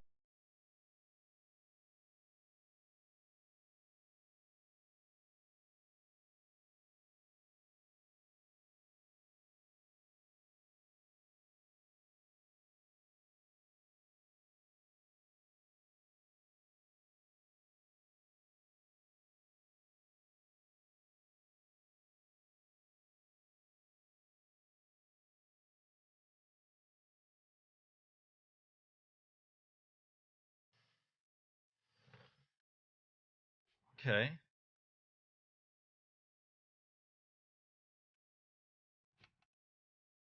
There are big bolts there. Cut those down, right? So that's the drop down hatch almost complete. I'm just waiting on some aluminium. Bikini Ifrit! Hello, Bikini. How you doing? How are you? Welcome to the YouTube stream. Hope you're doing well in whatever platform you choose to stream on these days. We were talking about you a couple of days ago, actually. We were talking about how I went over to Twitch just for a moment to have a look. I was busy with some work that I could have Twitch playing on the side, and I was busy on the other computer. And saw a girl literally sort of. So her stream was she was setting up a camera for an internal. She had like a pool, like a waiting, like a small. What do you call them? Blow up pool in her bedroom. She had it nicely decked out with like fairy lights behind it. She's trying to get the camera angles all right to do a stream bikini style in the pool. And I just marveled at her layout on Twitch. Was like, I'm a bikini streamer. So what? I use my body to earn donations. Proud of it. Here we are. We're doing a stream. And it got me thinking, like, we were just talking, this is just matter of fact, we're talking about it. Like, why is that such a bad thing? Why did they stop? Like, I know you're not allowed to do that anymore on DLive, but why is that such a bad thing? Like, why can't you use what you've got to earn an income? And we were arguing, I was putting forward the point that people like this gentleman who we're watching on YouTube, arguably this is not his job, right? He's a photographer, but let's just say he's really good with his hands. He's been able to make things and craft things, construct things. He's using what he's got to earn an income. What's wrong with using what you've got in terms of your visible appearance to earn an income? And I really like that about this streamer on Twitch. I can't recall her handle, but yeah, she's basically, I'm a booty streamer. Deal with it. Let's get on with the show and have fun. And I was just saying that, yeah, we recall when you were on DLive and it was okay on DLive, but then they changed their terms. Are we streaming here now? I always have streamed on YouTube once a week. Good luck driving up the hills with all that new weight. That's a good point, Pertsky, but I'll counteract that point by saying, if you've ever bought one of these vans, which I have, the moment you take the seat out of it, you will be blown away. There was 1, 2, 3, 4, 5. There were 5 seats in the back of this van when I bought mine, and I shit you not, even one of those seats was very, very difficult to lift. I found it hard to carry it. That's how heavy it was, and there were 5 of them. I didn't think you were allowed to do that on Twitch anymore. No, she's definitely, this streamer on Twitch was totally going for it. Yeah, DLive went downhill, but I'm glad you're still around. Yeah, definitely. I mean, I don't understand it. I don't understand why. Like, on the one hand, so raving far-right political streams, they're fine, but you sitting there in a bikini and using your naturally given assets to earn an income, that's frowned upon. Yet ranting and raving about the flat earth and about make America great, that's all fine, right? We'll have all that, but if you're going to sit there in a bikini, hell no. So I don't understand it, but we were just commenting on it. But we're watching this build out here of this gentleman, so let's continue with this. Finish off and strengthen the edges, and I still need to cut down these carriage bolts, but more or less it's done. So now I'm going to look at the inside kitchen side table area, the place where you make tea and coffee. My kitchen worktop is going to be made from 18mm ply and divided into 3 sections. 2 sections towards the back of the van are going to be lift-up hatches, but the bigger section towards the front of the van, well, that is going to be a slide-out tabletop. The way I'm going to do that... Bikinis are a grave threat to the establishment. Incidentally, Trump has a Twitch channel that got banned. Well, I mean, if Trump was doing bikini streams, I understand. Is with these heavy-duty sliders. Now, heavy-duty sliders, nothing special about that. They're quite common.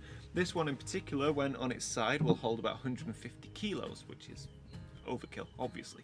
But what's special about this slider is that it's designed so that it can be laid flat. There's the seatbelt again. Lower profile. If I was to mount it this way with the table, too high. It looks silly.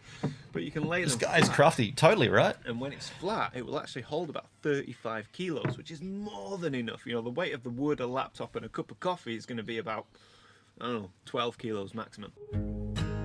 I did not need that mental image. Sorry, Chad. Look, why has he got... Look at his seatbelts. They're in the way. Get your seatbelts out there. What are you going to use a seatbelt right there? Imagine cooking in the kitchen, pulling the seatbelt on. Honey, your tea's ready. He cut a hole out for the seatbelt? It's got to be a legal thing. He's got to have... Maybe he has to have left them there. It works. It works really nicely. Okay. I've got here a 10 kilo kettlebell, which I've just used for weighting this down, so I can use this as a reference point for this to make sure my angles are straight and proper, which they are.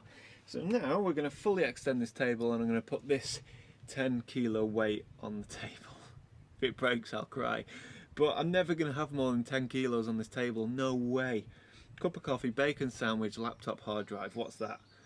Don't forget your 1DX, that's 10 kilos, plus the 24 to 70, that's another 10 kilos. 4 kilos max. They don't call it the brick for nothing. Probably more like 3, let's see.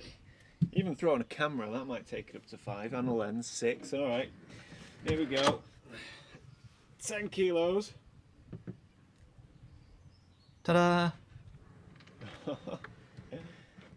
There we go. Ta-da! I would say that that is a success.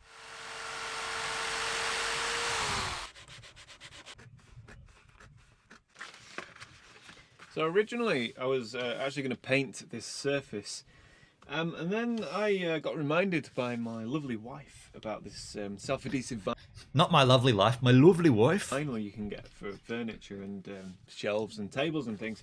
I had a quick look, and I got this roll of matte copper vinyl, and it was £6. £6. It would have cost me about 70 or 80 pounds to paint the table. An idea to make sure I never make affiliate ever. Are you going to do some bikini streams, Hendrik? What have we done? Have we given you that motivation? Shit. Dude, he's so good at this. I would suck at all this crap. Dude, look how rad that looks. Wow. Except for the edges. Yeah.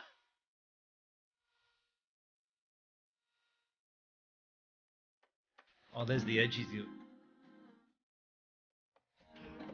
If there's a nip slip, Hendrik, I'll unfollow Pertsky. Hey, Bikini, where are you streaming these days? Where's your content mainly? Where's your content going these days? Obviously not here on YouTube, right?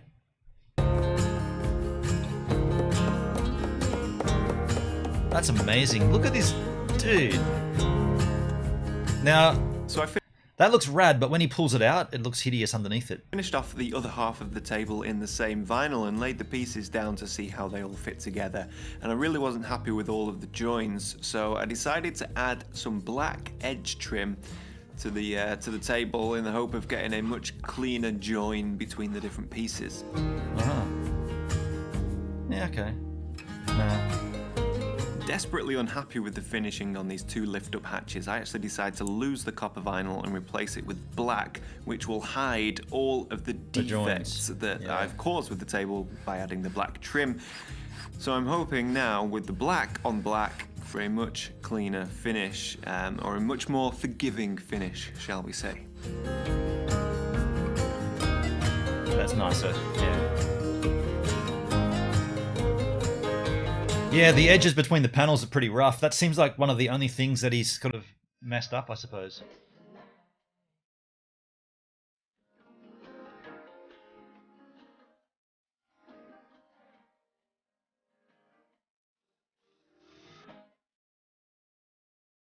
That does look pretty rad, though.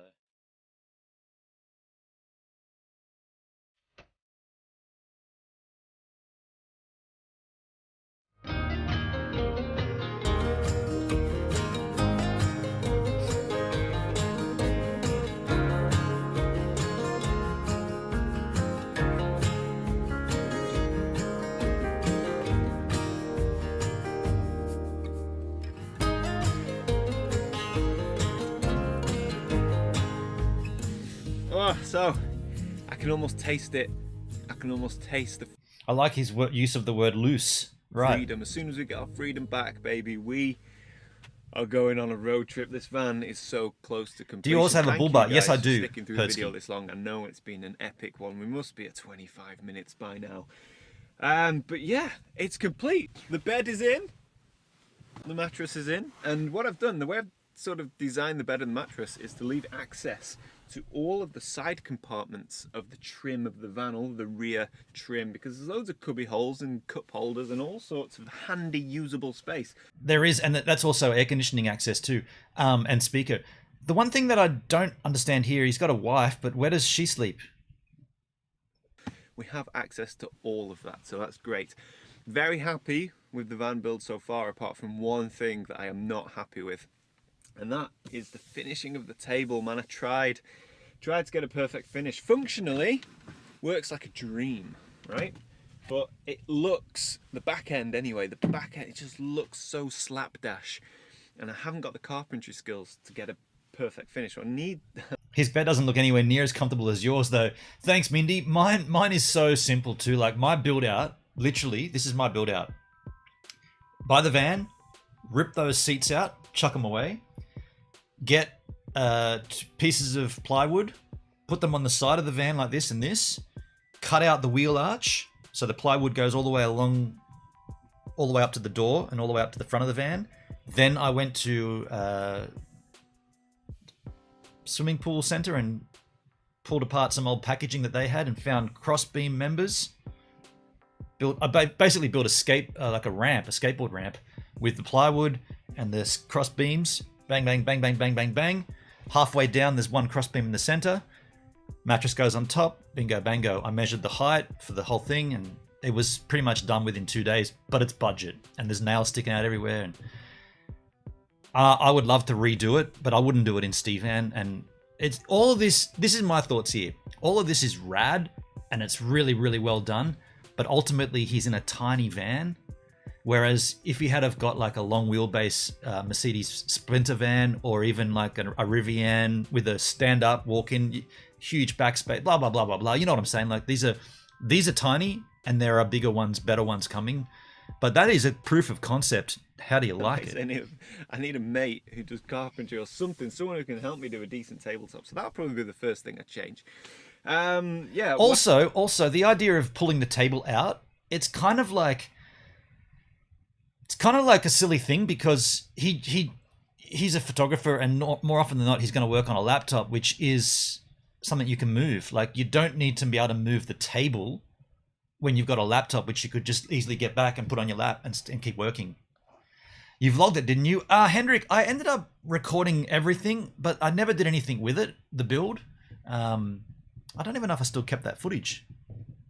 Yeah, I definitely vlogged everything, but yeah, I don't know if I definitely never put it together. What else? The cushions. So the cushions, I was nervous the cushions would be too thick. They're 10 centimeters thick. But there's this, you need that. You need the comfort. Comfort is a high priority, so they need to be thick. If they're too thin, yeah, they look great, but they're not comfortable. So I took a risk and went for thicker, more comfortable sort of foam, and I tell you what, it's paid off. I wouldn't want to go a millimeter higher, but it's paid off. It looks great. It is super comfortable, like mega comfortable. So very happy with the bed. I haven't finished this side panel down here. That is going to be next week's video. Next week we're going to do the lighting, the electrics, the battery, the 12-volt accessory, the diesel heater, which I am dreading, by the way. And pressure's on, because we are now in real time. Hello everybody, welcome to mid-March. So we are real time, so yeah, that's going to be fun. But yeah, I think what I'm going to do is when the van build's complete, I'll make a tour video where I talk about things in more detail. I'm not showing many details. I remember seeing parts of the build, or maybe before and after shots, I can't remember. Yeah, we put it in Outdoor Man with a Van. And we used to put them in the stream here. Of things, I'm just kind of showing them work. So we'll get that done. But all in all, very, very happy. We just need our freedom back, man. We just need it not. That means money, not freedom. To go for a day out, and that's coming soon. So yeah. Where does his wife sleep when she's with him? That's one bed there. Thank you for watching. Big thank you to Squarespace for sponsoring this video. Rad stuff, man. Know who Squarespace are? Maybe what's his channel? Maybe you've not. Where are we in terms of his channel? So that's his popular uploads. So that's his most recent video. Gotcha. Maybe we'll check out some more of this guy's content on the D-Live stream. Maybe we'll do that. Very cool stuff. He used to have a Sprinter. He replaced it with a Delica. It's a strange replacement. It's a smaller van, but it's a four-wheel drive. I love mine, but I would definitely be looking towards electronic EV with a bigger space. Anyway, folks, I think we're going to leave it here. This has been a long YouTube stream. I didn't expect the stream this long, but that was a great find, Hendrik. I appreciate you letting me know. If you're enjoying the content, don't forget to smash the like button. I didn't even check the likes on this live stream. I normally get hammered with dislikes, but if you have enjoyed the content, please smash the like button. If you haven't subscribed to the channel, don't forget to do that as well. And make sure you ring that little bell too, because that'll help you to be notified when I go live again, which will be this time next week. But if you want to see me in action, I'll go live on DLive later on as well. Have a great weekend all. Thanks, Potsky. Thank you, Mindy. Never seen any of his wife in any of his videos. I've been subscribed to his channel for a couple of years. Oh, wow, she never turns up? Okay. So maybe she doesn't go with him on the missions. Well, folks, thank you all for a wonderful stream. Hey, Rob Max just coming in. Hi, Benon. Bye, Benon. Thanks, Rob. I'll see you on the YouTube stream later on tonight or today. Weather permitting. Actually, no. Weather won't matter. We'll be here. Thanks all for being here with me. I can hear that outro tune rolling. I'll see you all soon, skis.